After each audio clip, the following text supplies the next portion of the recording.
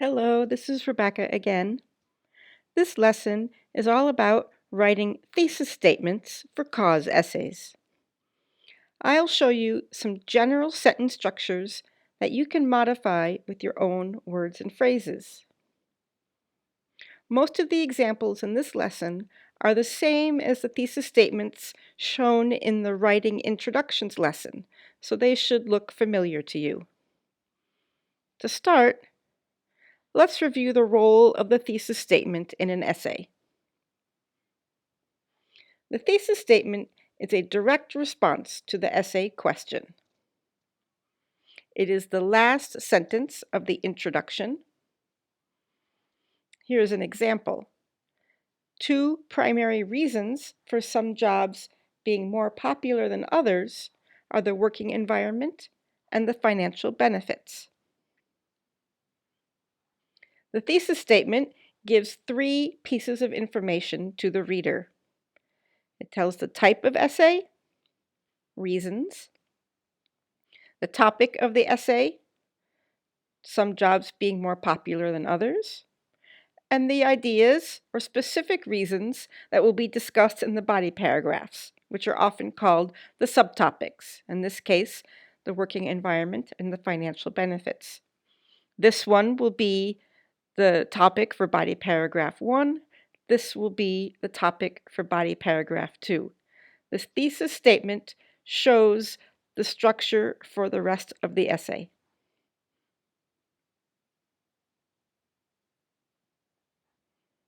There are 4 sentence structures that I want to review with you today. This first one is useful when you want to mention there are many causes for something, but you clearly state that you will just focus on 2 of them. Here's an example. There are many reasons why there is stress in a parent-child relationship, but 2 stand out: parents' misuse of authority and peer pressure on teens. And this outlines the structure. You can see that we start with there are many reasons why, and then after the word why, we have a sentence structure. And then we have our comma, but 2 stand out, and we're using a noun phrase and a noun phrase. So our why sentence, our sentence is, there is stress in a parent-child relationship. And notice it's the same order here, right? We don't change the order at all. Standard sentence order. And then we have 2 noun phrases here: parents' misuse of authority, peer pressure on teens. Notice that neither of these has a verb in there. This is a noun in this case, the misuse of parents, or by parents. And peer pressure on teens. This is also a noun. There are no verbs in here. We can write it slightly differently by using although instead of but. Although there are many reasons why there is stress in a parent-child relationship, comma, 2 stand out: parents' misuse of authority and peer pressure on teens. This is a small change, but we're putting although at the beginning of the first clause instead of putting a but at the beginning of the second. Here's a few more ways that you can modify this structure. There are many reasons for stressful parent-child relationships, but 2 stand out. Noun clause, noun clause.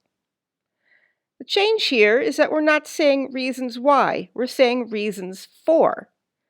And because of this change of the preposition, the grammar of the sentence also changes. So try to remember that when we have reasons why, we have a sentence structure, and when we have reasons for or causes of, both of those will use a noun phrase. And here is our noun phrase: stress in a parent-child relationship. there is no verb in there. This is just a noun and then a prepositional phrase with the word in. One other way that you can change this is by changing this quantifier, many. Instead of saying many, you could say numerous, several, some, various, a number of, a variety of. So there's lots of different ways that you could use synonyms for different words. We can also change the phrasing of stand out. Instead of saying stand out, we can say, but two are the most important. But two are the most serious. But two are the most common, among others. Instead of just saying stand out, which doesn't really explain why they stand out, you can give an adjective to explain why these are the two that you chose to talk about. So here's another example. There are various causes of stressful parent-child relationships, but two are the most important: parents' misuse of authority and peer pressure on teens. We're using various instead of many. We have causes of, so that means we need a noun phrase after it. And then instead of stand out, we have are the most important. So I hope you can see that there are many different ways that you can change this sentence structure. The next structure we want to look at is when we can link the topic and the subtopics with a relative clause. There are two important reasons for student success at school, which are their personal motivation and their family support. This time we're not thinking about any other possible reasons, we're just focused on the two. There are two, which are. So, we have our relative clause. We're saying reasons for. So, of course, with the reasons for, we need a noun phrase. And then we have, again, two noun phrases here. Student success at school is a noun phrase. There's no verbs. Their personal motivation, their family support. There's no verbs there. This is all noun phrases. As you saw from the previous structure, we can also use causes of instead of reasons for. And we use the same noun phrase, student success at school. And of course, we can change the word important to some other synonym: significant, prominent, primary, chief, major. You choose the one that seems appropriate for your topic and appeals to you. Let's look at some more examples of this structure. There are two reasons for students being successful at school, which are being personally motivated and having family support. In this case, instead of using noun phrases, we are using gerund phrases. We have reasons for plus a gerund phrase, which are a gerund phrase and a gerund phrase. A gerund phrase is just like a noun phrase, except it has an ing verb. When you put an ing on the end of a verb, it turns it into a noun. And so a gerund phrase is basically the same as a noun phrase. Students being successful at school. There is no verb in there. There are two reasons for students being successful at school, which are being personally motivated and having family support.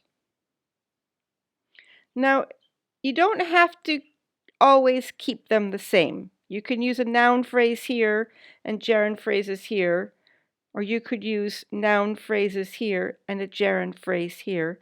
But generally, for the two subtopics, you want to keep them in the same structure. So if this is a gerund phrase, then the second one should be. Here's another structure. using the same relative clause form. There are two important reasons why students succeed at school, which are their personal motivation and their family support. This one, I think you can guess what's going on. We've changed this word again. Instead of for, we have why. And so when we have why, we go back to using a sentence form. So then we need the verb. Students succeed at school. Subject, verb. There are two important reasons why students succeed at school.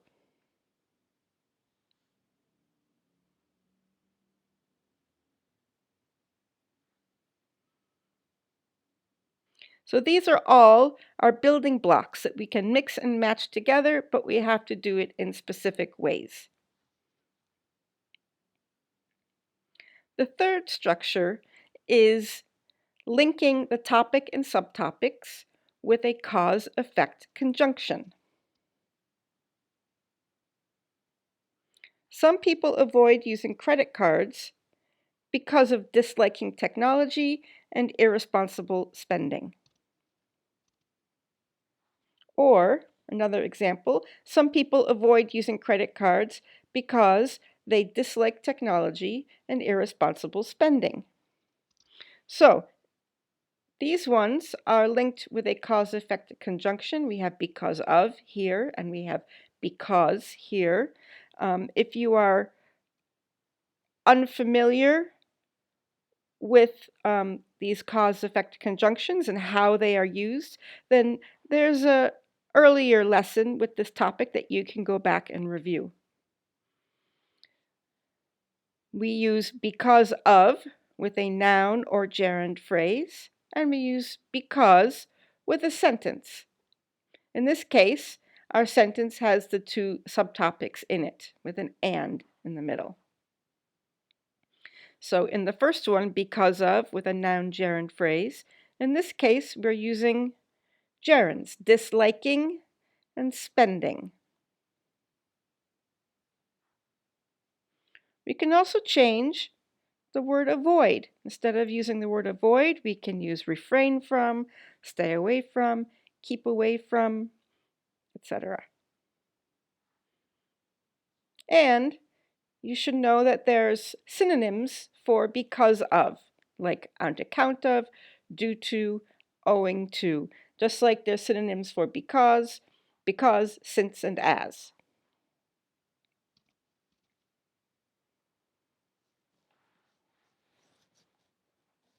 Finally, the last structure is when the topics and subtopics are linked with a cause-effect verb. Bad family relationships are chiefly caused by financial problems and poor communication. Succeeding in school is primarily caused by staying motivated and having family support. You can see the main structure here is a noun or gerund phrase is chiefly caused by one noun gerund phrase for one subtopic and one noun gerund phrase for the other. So here we have bad family relationships. This is a noun phrase. Financial problems, poor communication. These are both noun phrases. And in the second one, succeeding in school. That's a gerund phrase. And staying motivated, having family support. These are both gerund phrases also.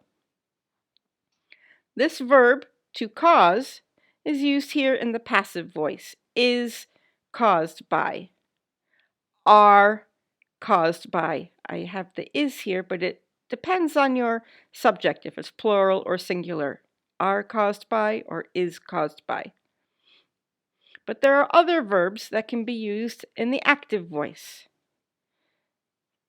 So if we use this one, succeeding in school chiefly arises from staying motivated and having family support.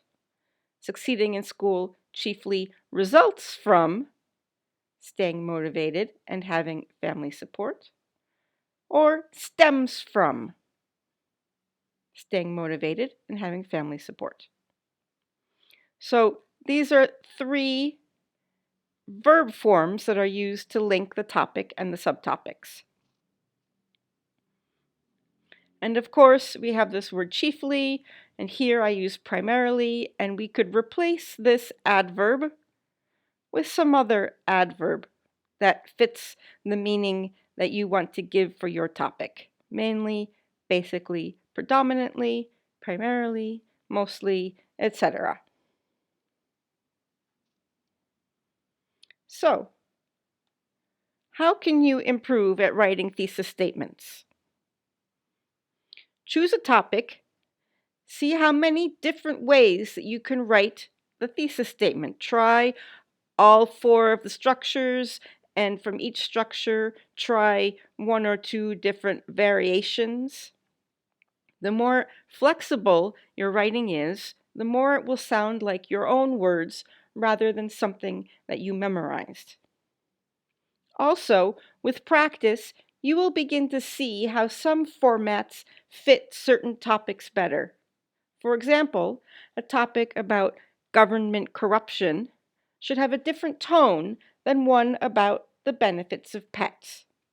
And the style of the thesis statement is part of that. I really encourage you to learn the structures, but practice the flexibility so that your writing does not seem mechanical. If you use the standard forms from the book, it looks more like memorization than an understanding of how the sentence works. If you change it even a little, it shows you are more adept with the language.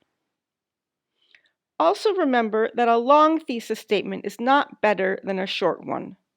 Using a long thesis statement when it is not needed makes the writing more complex than necessary and unappealing for your reader. Before we end, I want to remind you about the writing appointments offered by the Independent Learning Center. If you need extra guidance to improve your writing, you can make an appointment with the Independent Learning Center to get help. Visit the website and submit a writing sample, and you can make an appointment for some assistance. I hope this lesson has been useful for you. I'll see you in the next one.